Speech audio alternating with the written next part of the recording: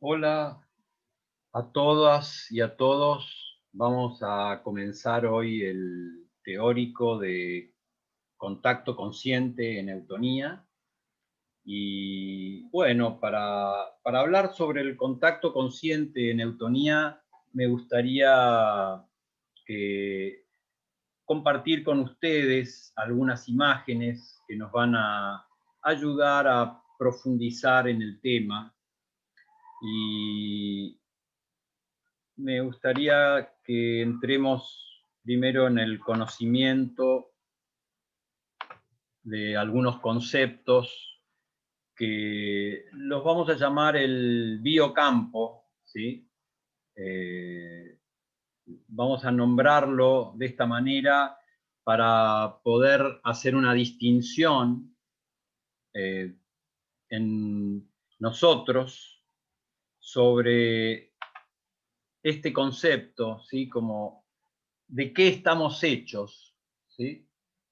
O sea, nosotros tenemos una cultura muy materialista, donde nos enseñaron que, bueno, que nosotros estamos hechos de materia, o sea, nosotros tenemos como cierta idea del fundamento de qué estamos hechos, y tenemos esa idea materialista, ¿sí? Como la importancia que le damos también a todo lo material en la cultura en la que nosotros estamos.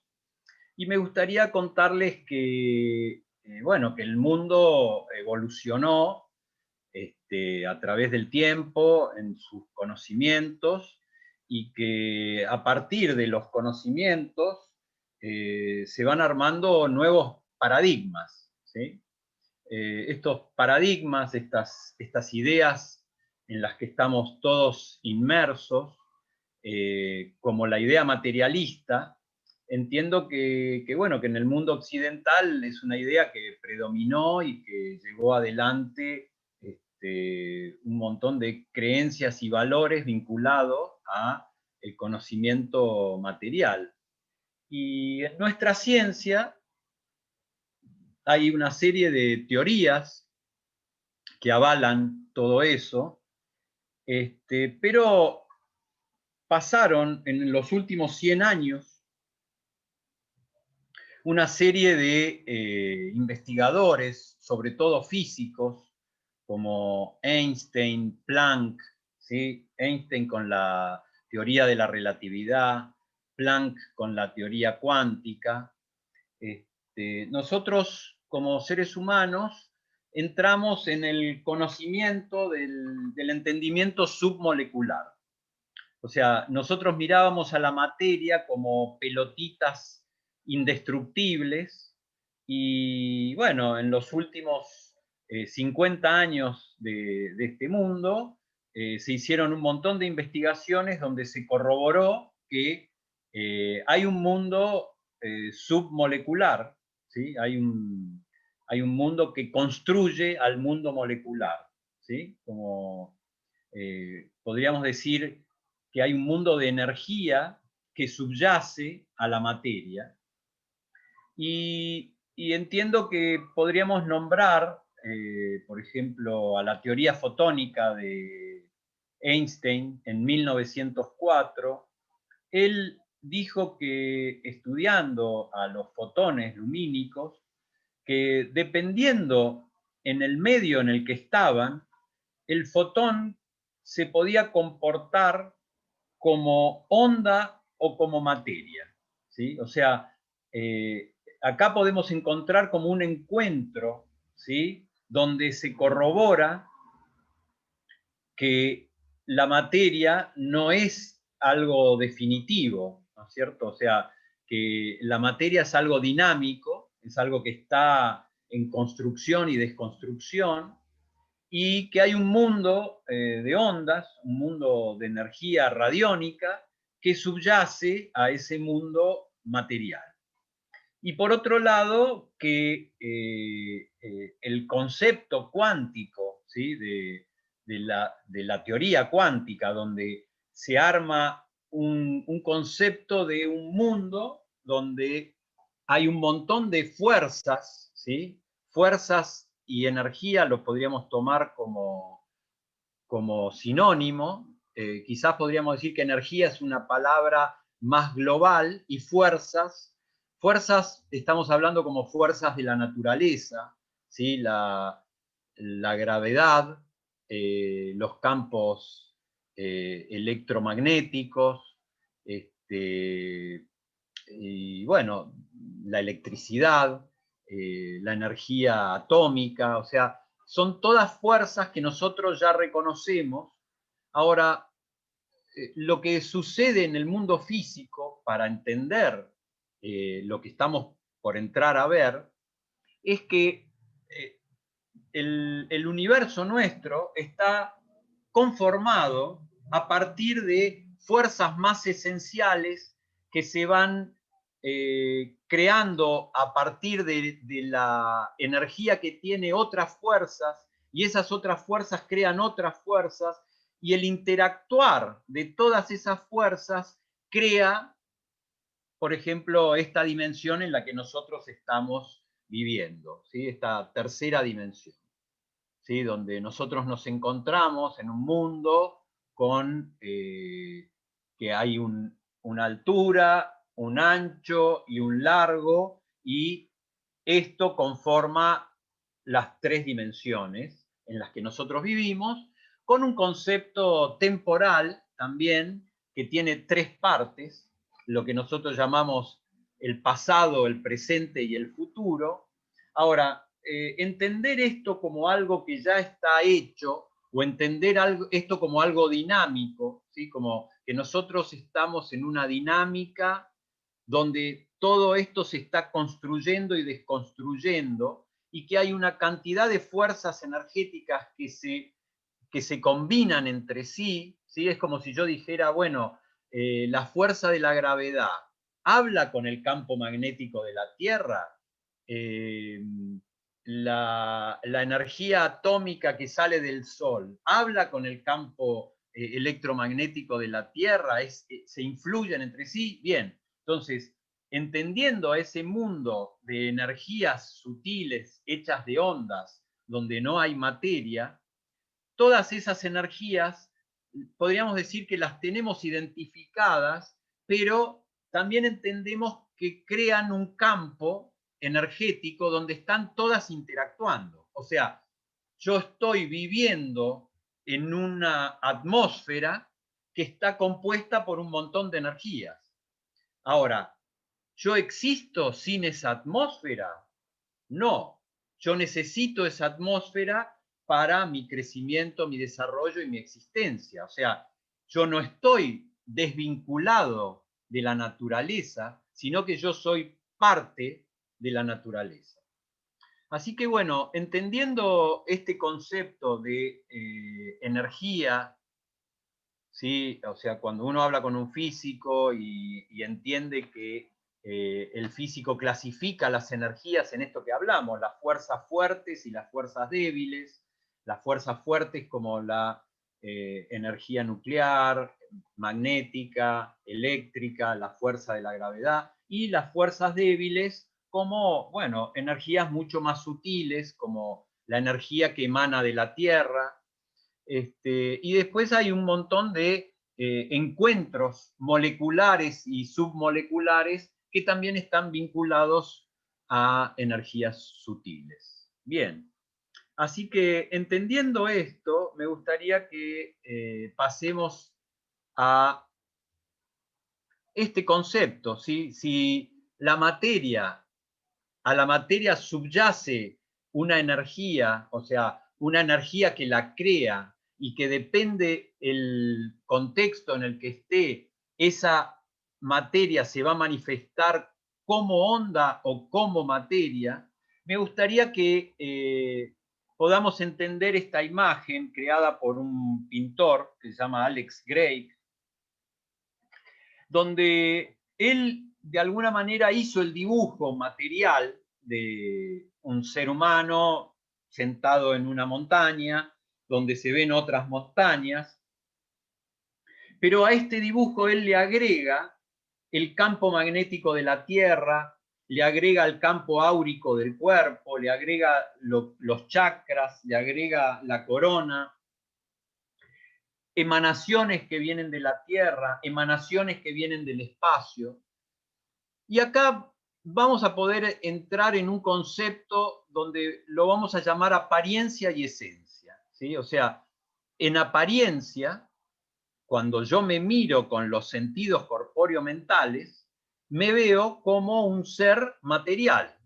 Ahora, en esencia, yo soy un ser energético.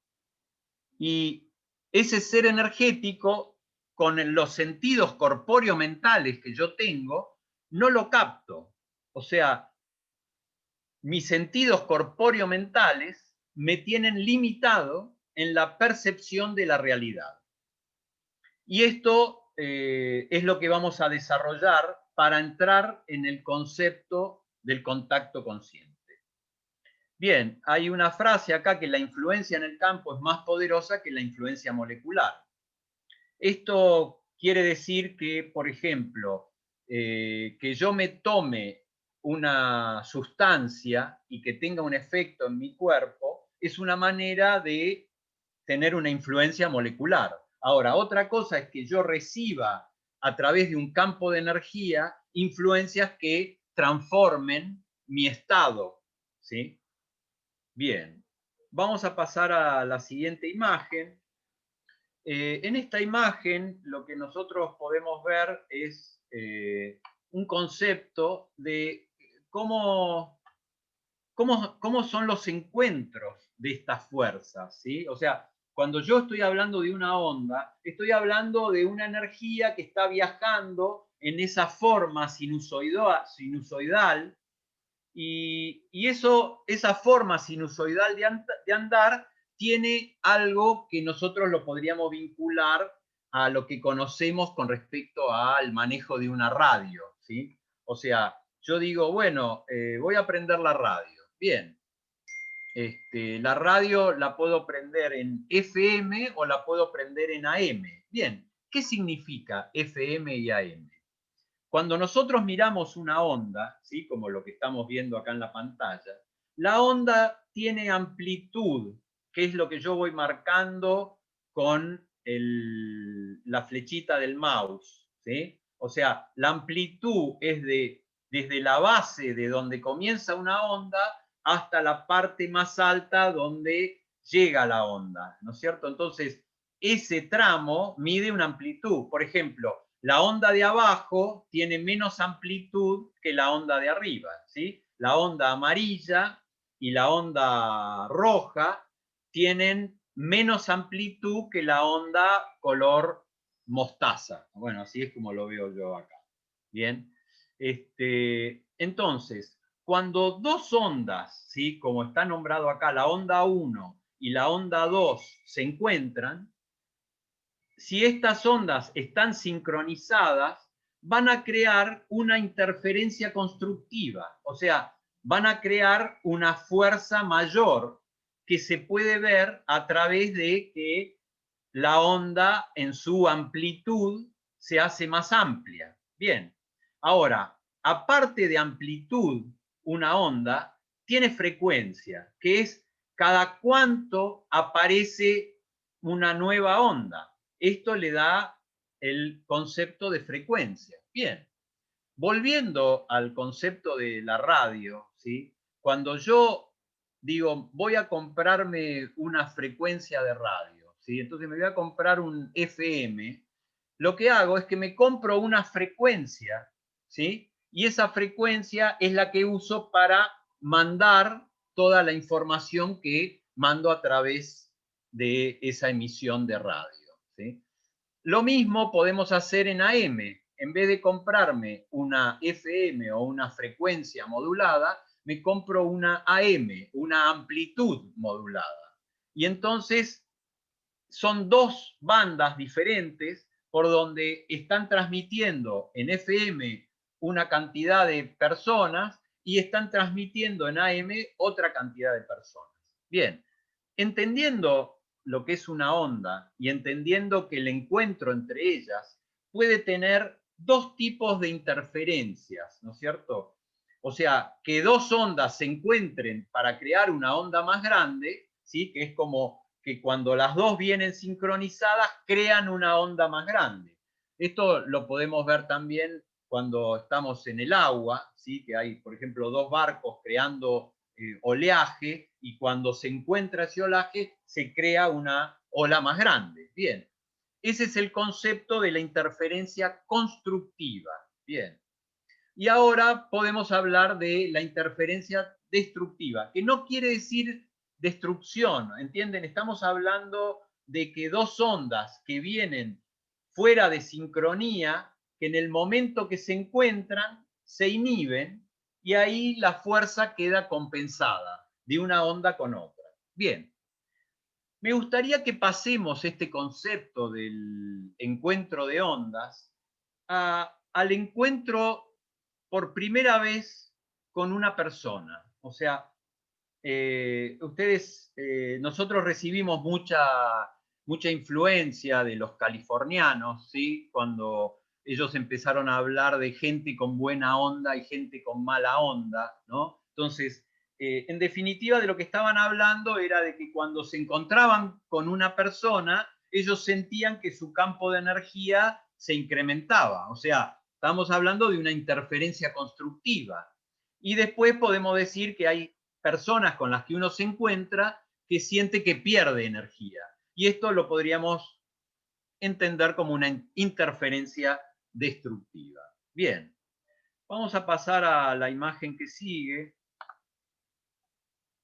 Por lo tanto, en esta otra foto bueno, que sale de un libro de una sanadora, una curadora con las manos, o sea, en este dibujo lo que nosotros podemos notar es que son imágenes que se crearon no solo con la imagen material de los seres humanos, sino también con la imagen radiónica. O sea, nosotros estamos hechos, una parte nuestra está hecha de materia y una parte nuestra está hecha de campos sutiles o energías sutiles, ¿sí? Y en esta imagen podemos verla y podemos ver a esta persona trabajando con sus campos energéticos que emanan de sus manos, creando una situación de tratamiento, ¿sí? Bien, vamos a pasar a la imagen que sigue. Y vamos a hablar del biocampo, ¿no es cierto? Hay muchas personas que lo investigaron, o sea, entiendo que ese mundo del cual hablábamos, ese mundo materialista, hoy ya sabemos que no es real, o sea, hoy ya entendemos que nosotros vivimos en un mundo mucho más parecido al de la teoría cuántica que al de las teorías newtonianas, ¿sí? O sea, que nosotros vivimos en un enredo energético, y ese enredo energético es lo que estamos llamando el biocampo, ¿sí? Que es una orquesta donde hay varias energías conocidas de diferentes frecuencias, y también nos podemos representar con que también hay energías que todavía no conocemos, ¿sí? Ahora, me gustaría decir que todos los investigadores que trabajaron con el conocimiento del biocampo, o sea, no solo del campo cuántico, sino del biocampo humano, entienden que ese biocampo está conducido por la mente, ¿sí? O sea, donde va la mente, ahí fluye la energía, ¿sí? Es como si yo dijera, yo puedo llevar mi atención al dedo gordo del pie derecho, y si me quedo con mi atención en el dedo gordo del pie derecho, estoy creando una reacción en el biocampo por llevar mi mente o una función mental a ese lugar, ¿sí? Bien, entonces la mente es el conductor supremo de esta sinfonía del biocampo. Bien. Los científicos se preguntaron cómo funciona la sanación energética. Y entonces entendieron que las energías que están en juego son la electricidad, el magnetismo y la luz. O sea, estas son las energías que nosotros podemos captar en nuestro cuerpo, ¿sí? Entiendo que la mirada materialista hizo que nosotros entendamos que la materia crea moléculas, que las moléculas crean a las células y que las células se juntan y crean los tejidos, y los tejidos crean órganos, y los órganos aparatos, y los aparatos sistemas, y todo eso conforma nuestro cuerpo material. Bien, ahora, ustedes saben que se pueden hacer un electrocardiograma. Esto quiere decir que ustedes pueden medir la energía eléctrica del corazón. Y ustedes saben que se pueden hacer un electroencefalograma, que pueden medir la energía eléctrica del encéfalo, del cerebro.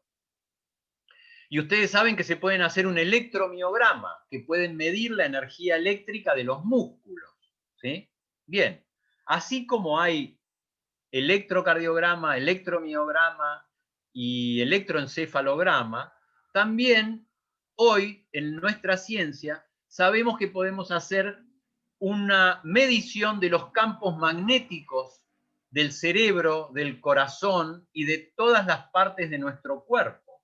O sea, nosotros tenemos un gran campo magnético o grandes campos magnéticos que conforman nuestro cuerpo, y a su vez sabemos que hay biofotones en nuestras células y hay biofotones en nuestra sangre. Y hay estudios donde se corrobora, por ejemplo, que si yo me siento en una silla y me levanto, dejo en esa silla biofotones que se pueden medir durante un mes. Bien, por lo tanto, cada vez que nosotros hacemos algún movimiento en ese campo energético con una persona que sepa sobre ese movimiento, podríamos decirlo como un terapeuta que maneje el concepto vibracional, ¿sí? Un terapeuta de energías sutiles, estas personas lo que crean es un aumento en la electricidad, en el magnetismo y en los biofotones del cuerpo, ¿sí? Y también se sabe que no es una energía ordinaria porque funciona a distancia. Ahora bien, el biocampo regula la velocidad de la luz, mueve al organismo a un nuevo modo dinámico y unifica al organismo en un todo coherente. Esto quiere decir que el conjunto de todas mis fuerzas sutiles, de todo mi campo de energía, está unificado dando una resultante vibracional.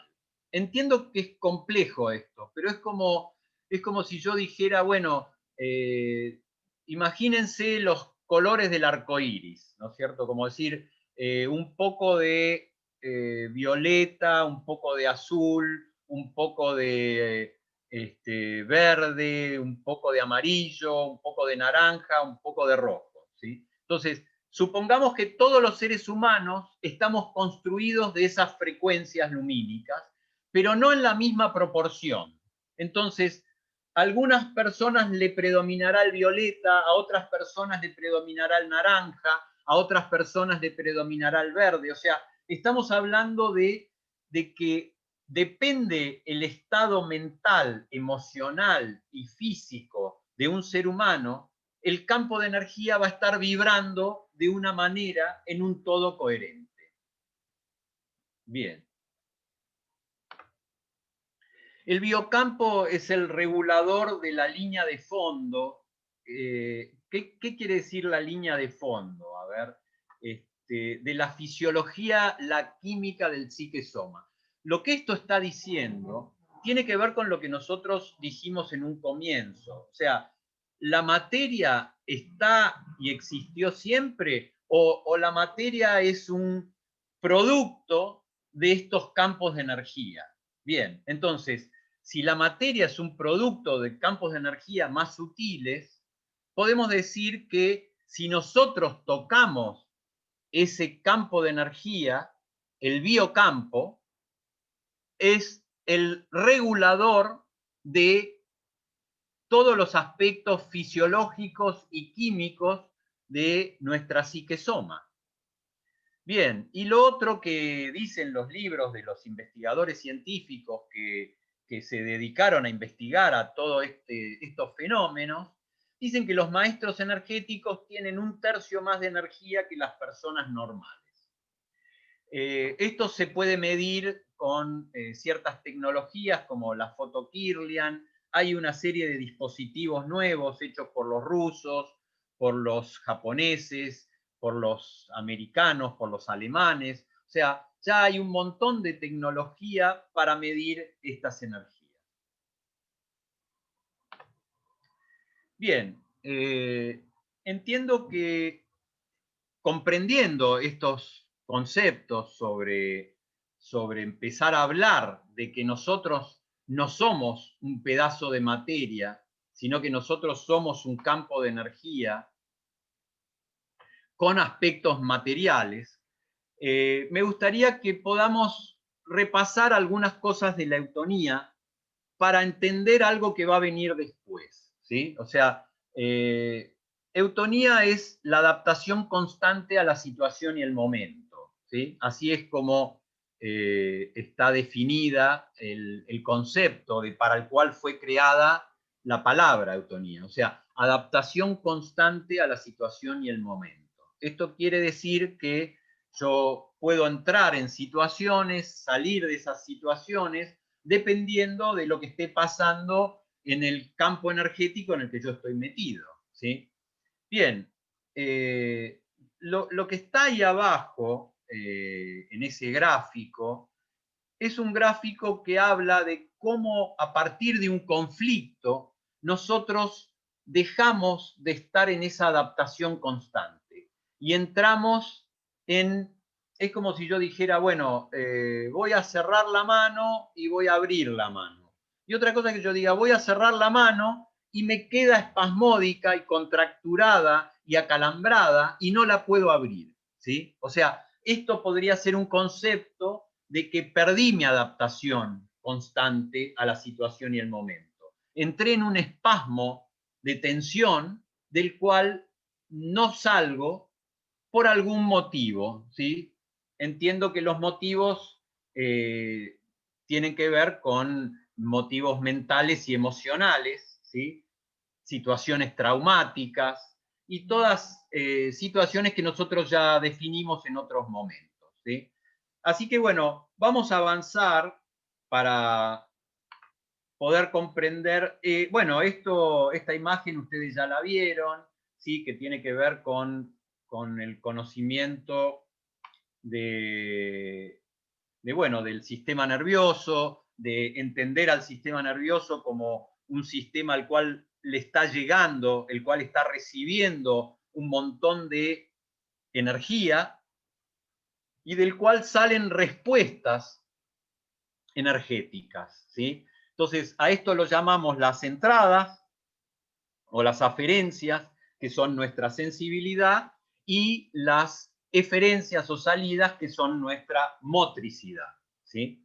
Bien, vamos a ir a la diapositiva que sigue. Esta diapositiva también ya la vieron, donde era una manera de hablar y de explicar, ¿sí? Que nuestras eferencias son en un 95% subconscientes. O sea, nosotros somos conscientes de un 5% de lo que hacemos, ¿sí? Y hay un 95% que está andando, sobre todo en los músculos esqueléticos. La función tónica no es consciente, el músculo cardíaco no es consciente, el músculo liso de los órganos no es consciente, y las secreciones glandulares, endócrinas y exócrinas, no son conscientes.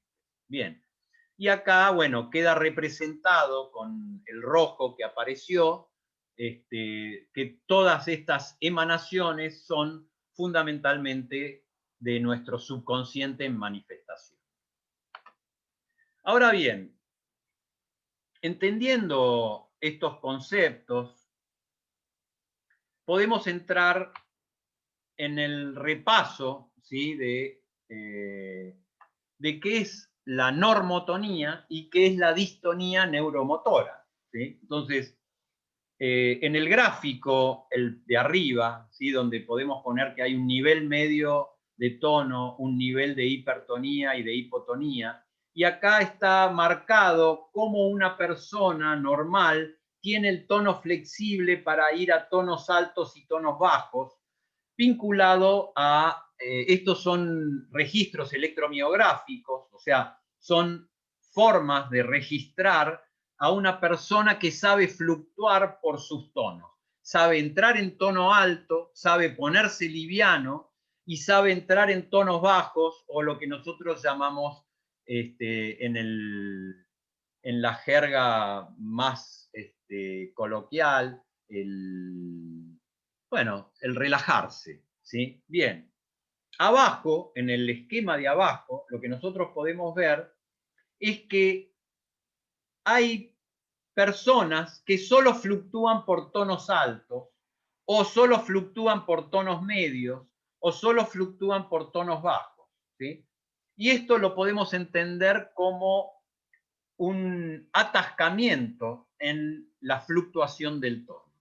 Esto, el tono rígido, ¿sí?, en tono alto, es lo que la gente llama contracturas, cosas que van acortando la musculatura y que van haciendo que las articulaciones funcionen acotadamente y se vayan inestabilizando por tener tensiones que o las compactan o las inestabilizan.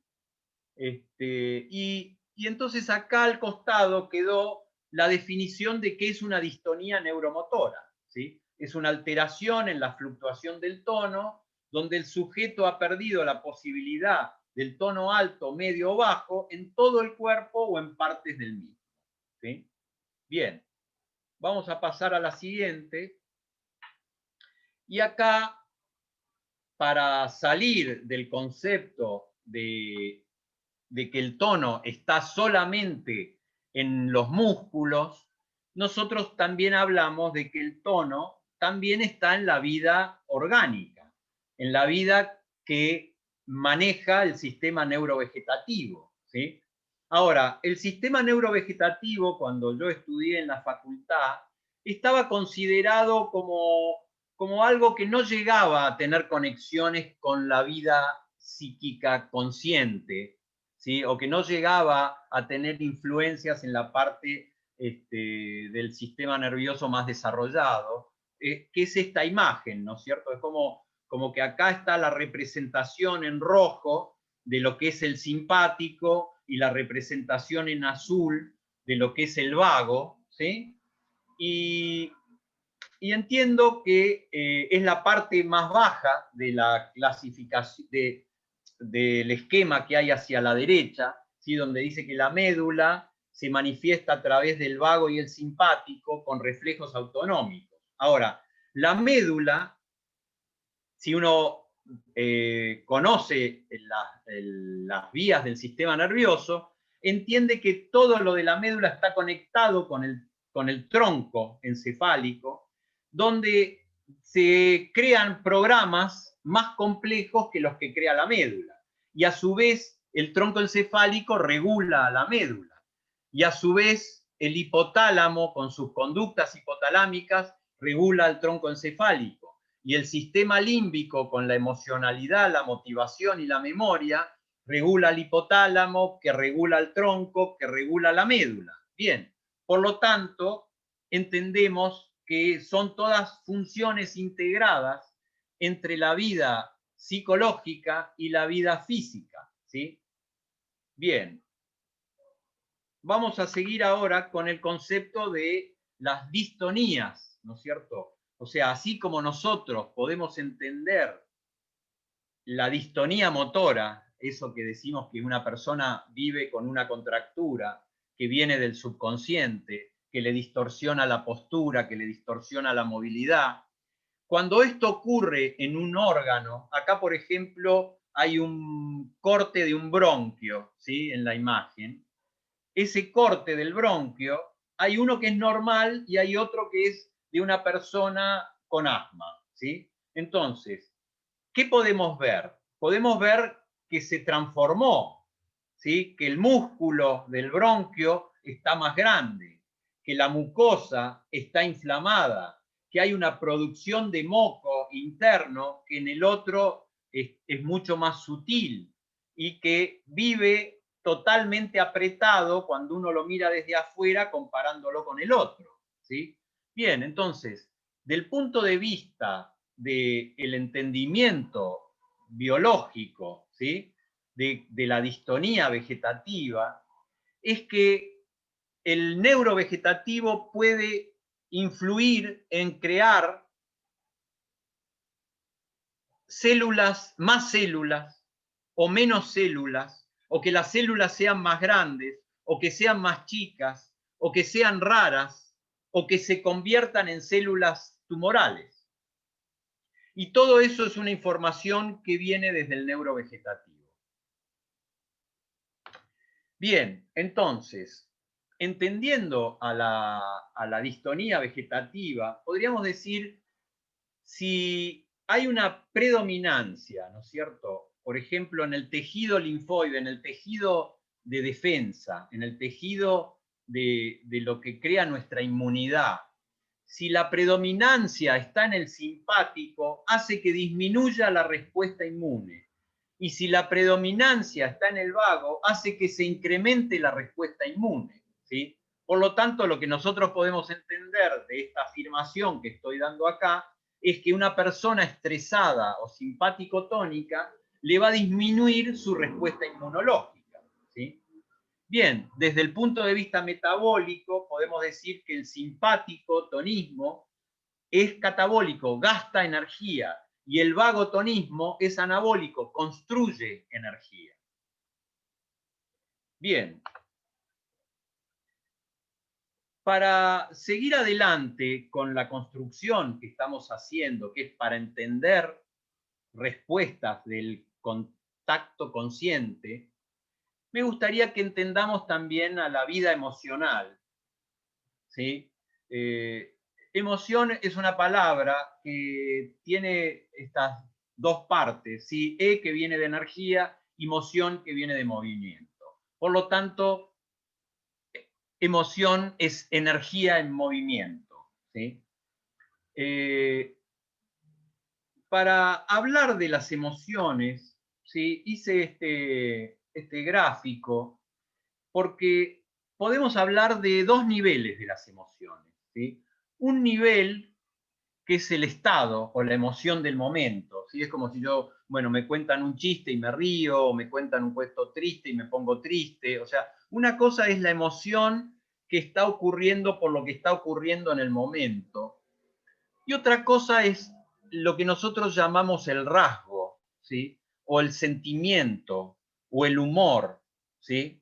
Esto quiere decir que todas las experiencias que yo tuve en mi vida, las cuales las pensé y por pensarlas me emocionaron, con las cuales algunas fueron creando mi paquete de creencias y valores, y los condicionamientos que me metieron en esas creencias, y de todas esas ideas surge una emocionalidad, que es lo que nosotros llamamos el rasgo, ¿sí? Que es como el encuentro con una persona, ¿sí? Donde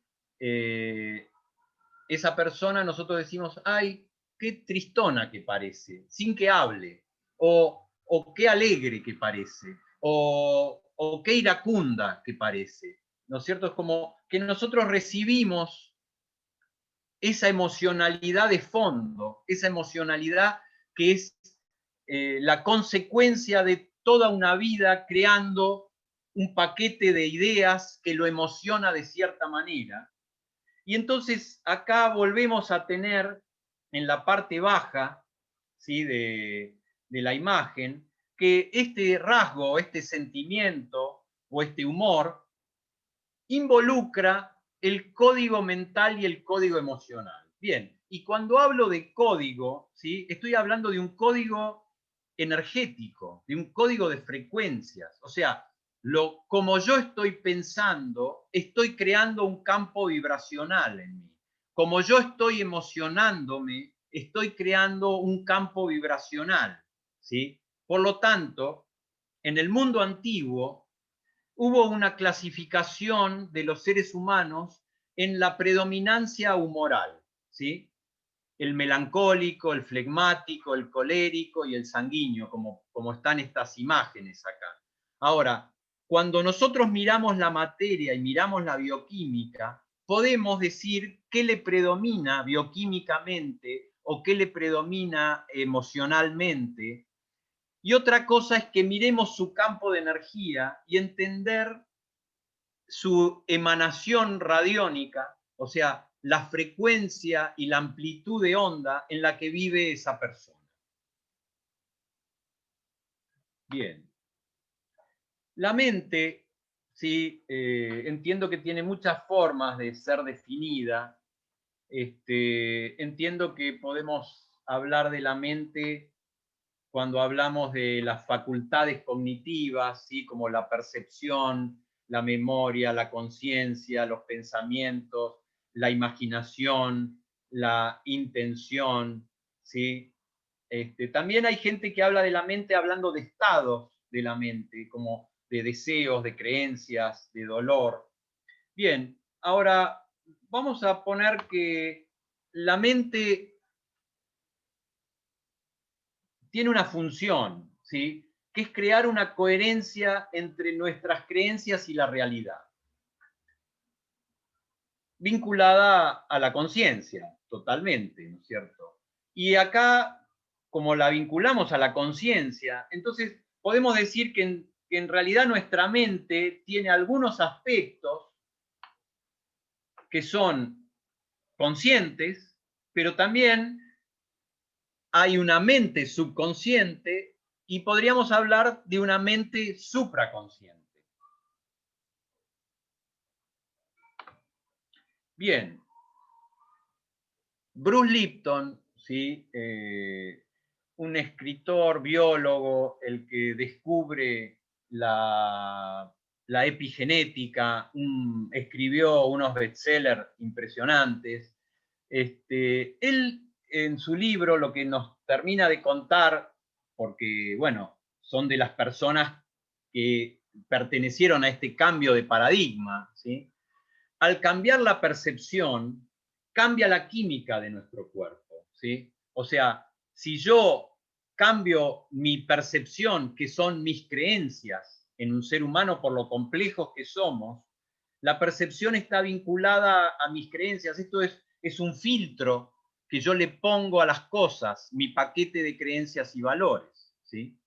Así que depende de nuestro paquete de creencias y valores en el estado en el que vamos a estar y en el mundo en el que vamos a vivir. Bien, vamos a pasar a algunas cosas que no vienen al caso y vamos a entrar directamente a hablar del contacto consciente, ¿sí? De nuevo vamos a hablar de apariencia y esencia, ¿sí? Apariencia y esencia, ¿por qué?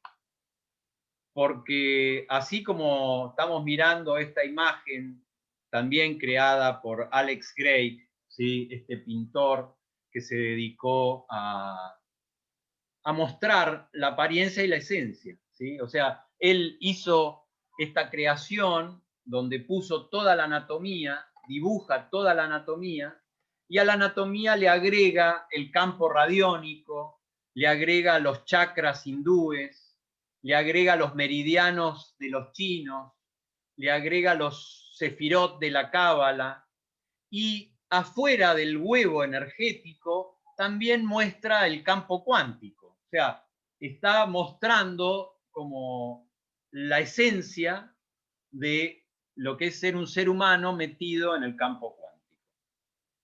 Bien, vamos a pasar a la que sigue. El contacto consciente, ¿sí? Para los eutonistas,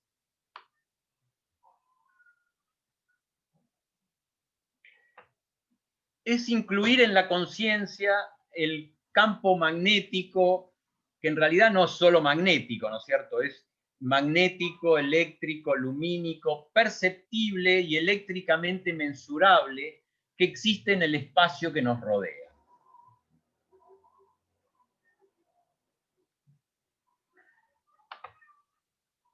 El contacto consciente en eutonía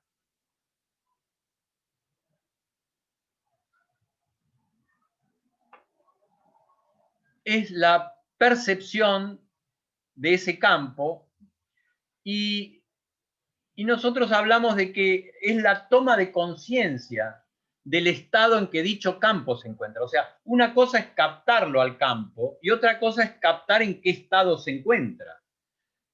Las modificaciones conscientes de su intensidad y su dirección, la conciencia de las modificaciones al interactuar con otros seres, con los objetos y con el espacio, y su utilización terapéutica. Bien, entiendo que, bueno, vamos a desarrollar algunos de estos aspectos. Me gustaría decir que el sustento, ¿sí?, de las técnicas de contacto consciente se funda en que el cuerpo es una fuente emisora de calor, radiaciones electromagnéticas, lumínicas, con potencialidades terapéuticas, ¿sí? Y entiendo que, bueno, es un campo en el cual soy un investigador. Hace 30 años que trabajo con estas energías sutiles. En mi maestría de psiconeuroinmunoendocrinología hice la presentación de este trabajo donde hablé del impacto de las radiaciones manuales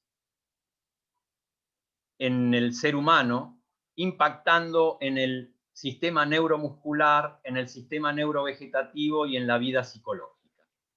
Así que, bien, vamos a pasar a esta filmina, donde vamos a hablar ahora de los efectos de las técnicas de contacto consciente, ¿sí? Entonces, es muy importante entender esta primera frase, ¿sí?, que según el estado en que se encuentra la persona, serán las reacciones que se puedan conseguir. O sea, no todo el mundo está en el mismo estado, ¿sí? O sea, si yo me voy a encontrar con una persona que está estresada porque, no sé, su vida corre peligro, ¿sí?, porque lo están persiguiendo, y yo lo agarro y le digo, vení, acostate acá que te voy a hacer unas radiaciones, esa persona, con su actividad mental y la preocupación que tiene, no va a recibir nada de todo eso. O sea, no es instantáneo. O sea, si él está con una fuerza mental que no puede salir de esa situación, o sea, está en una distonía de tono alto, eso va a hacer que sienta muy poco de lo que está pasando, ¿entienden? O sea, en general nosotros creamos ámbitos de tranquilidad. También vamos a enseñándole a la gente, a la persona, a que vaya bajando sus frecuencias mentales, ¿sí? Eso que hablamos del estado beta, pasar al estado alfa. Entiendo que esto es lo primero que puse, que según el estado previo de la persona será la normalización de su estado que se pueda conseguir. Bien, entonces, ¿qué hace en el neuromuscular las radiaciones manuales? Bueno, lo que hacen es una disminución del tono con un reordenamiento músculo-esquelético, generando cambios en la percepción del volumen del cuerpo. Es muy complejo hablar de esto sin tener la experiencia, ¿sí? Es como una situación donde uno dice, bueno, estoy en un estado, ¿sí?, donde me siento de una manera, pero me llevan a otra frecuencia, donde los músculos se me ablandan, los huesos se me reacomodan y hay más espacio para los órganos, ¿sí? Bien, ¿qué le hace al neurovegetativo? Crea un aumento de la temperatura por una vasodilatación generalizada. Los ritmos fisiológicos entran en una predominancia vagotónica. O sea, acá estamos hablando de que estamos con estas energías llevando al cuerpo hacia un vagotonismo, hacia un estado de reconstrucción, ¿sí? Del punto de vista psicológico, va a crear cambios en el tono de la actividad cerebral, esto que hablábamos, de salir de beta, entrar en alfa o entrar en tita. La gente lo refiere como un estado de bienestar manifestado como paz y tranquilidad. Y también pueden ocurrir reordenamientos valorativos, o sea, una persona que estaba muy preocupada por algo y que tiene como un reordenamiento en la actividad bioeléctrica o electromagnética del cerebro, y dice después que eso que le importaba mucho y que le preocupaba mucho ya no le importa tanto, ya lo ve con otra relatividad, ¿sí? Bien, y la disminución de la frecuencia y cantidad de pensamientos viene acompañado de estos efectos. Bien, entendiendo esto, que está vinculado al entendimiento de la distonía neuromuscular, la distonía neurovegetativa y la distonía psicológica o el estado de estar ansioso, deprimido, etcétera, etcétera, que de alguna manera ustedes se fueron construyendo todos esos conocimientos para también poder entender esto, ¿sí? Ahora bien, hay un efecto una vez que estas personas que reciben estos, diríamos, estas regulaciones a través de energías sutiles, luego de vivir esta experiencia donde el tono muscular les baja, donde ocurre todo este reordenamiento interno y donde psicológicamente entran en estos estados, aparece este cambio en la percepción física, donde nuestra conciencia empieza a captar el campo energético o el campo radiónico, ¿sí? O sea, estamos hablando de esto, ¿sí? Como esto es una imagen de una foto Kirlian, ¿sí? Con una nueva tecnología que puede traducir a todo el campo energético. O sea, la persona pone un dedo y acá podemos ver antes de una sesión de tratamiento cómo estaba el campo y después de una sesión de tratamiento cómo queda el campo, ¿sí? Ahora bien, nosotros estábamos hablando, esta es otra imagen de otra persona, ¿sí? Nosotros estábamos hablando de experiencias que en clases de eutonía tuvieron estas percepciones, ¿sí? O en sesiones de tratamiento, y luego de su sesión hicieron estos dibujos, ¿sí? Donde se observa, bueno, esa percepción ampliada que tuvieron de no solo de su materia, sino también de su campo de energía. Bien. Acá, bueno, estas dos personas son las dos investigadoras, o sea, la doctora Beverly Rubric, que es una PhD, presidente del Instituto de Frontier Science, y Lynn McTaggart es una física, autora de The Field in the Intention. O sea, estos son dos libros que, si tienen ganas, pueden investigar todos estos temas, ¿sí? Bien. Vamos a pasar a... Esto es un profesor del Departamento de Física y Astronomía del Johns Hopkins University. Él presenta un trabajo donde llega a la conclusión de que nuestro universo es inmaterial, mental y espiritual. Y hace una recomendación de que como la materia no existe, dedíquense a vivir y a gozar. Bien, bueno, luego de esta imagen voy a dejar de compartir imágenes porque vamos a hablar directamente de cómo trabajamos en Neutonía el desarrollo de estos conocimientos del contacto consciente. Nosotros trabajamos a partir de hacer, por ejemplo, llamamos irradiar. Mi mano irradia a la otra, ¿sí? O sea, irradiar es algo muy simple. Es como si yo dijera, bueno, me acerco una mano a la cara sin tocarme y digo, ah, sí, siento que hay un calorcito, siento que hay una densidad diferente a la del aire, ¿sí? Bien, entonces, nosotros podemos aprender a irradiar.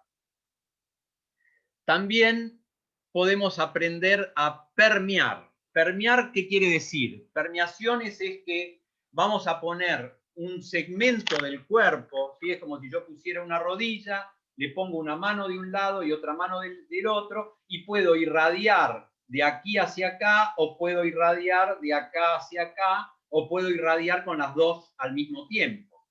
Cuando estoy marcando direcciones, me gustaría también que entiendan que todo esto se mueve con una función mental que es la atención. O sea, yo llevo la atención y lo mezclo con intención y ahí es donde empezamos a moverlo al campo de energía. Bien, entonces hablamos de radiación, hablamos de permeación, ¿sí? Así como hacemos esas dos prácticas, también podemos armar circuitos, que es que yo puedo poner las dos manos juntas, ¿sí? O puedo poner los dos pies juntos y comenzar a mover la atención y la intención en una dirección dentro de un circuito corporal y dinamizarlo hasta empezar a crear efectos dentro de el sistema corpóreo mental. Así como hablamos de radiaciones, permeaciones, circuitos, también hablamos de proyecciones óseas o proyecciones espaciales de los miembros. También hablamos de incrementar el espacio radiante. Todas estas son prácticas que las vamos desarrollando en las clases junto con el contacto con los elementos. O sea, en un principio, un estudiante de eutonía puede decir que crea regulaciones por entrar en contacto con una pelotita o una caña o una almohadita o algún elemento, pensando que el elemento es el que crea todo eso. Ahora, cuando ustedes miren en profundidad las indicaciones o podríamos decir las consignas de la clase, siempre que trabajamos con elementos, hacemos contacto con ellos. O sea, dirigimos nuestra atención desde una parte de nuestro cuerpo hacia el elemento o desde el elemento hacia nuestro cuerpo. O sea, todo el tiempo hay una mirada de un concepto energético, donde el cuerpo como energía se encuentra con un elemento como energía, donde las cuales van a empezar a interactuar y van a crear reacciones. Bien. Llegado a este punto, ¿sí? Que hablamos teóricamente sobre el contacto, hablamos de cómo lo trabajamos y ya hablamos un poco de los efectos. O sea, me gustaría que entiendan, en el libro de Gerda, ella lo cuenta claramente, el elemento más poderoso para regular distonías musculares, vegetativas y psicológicas que tenemos los eutonistas es el contacto consciente. Bien, de esta manera vamos a finalizar el teórico de hoy y bueno, nos veremos en la próxima clase.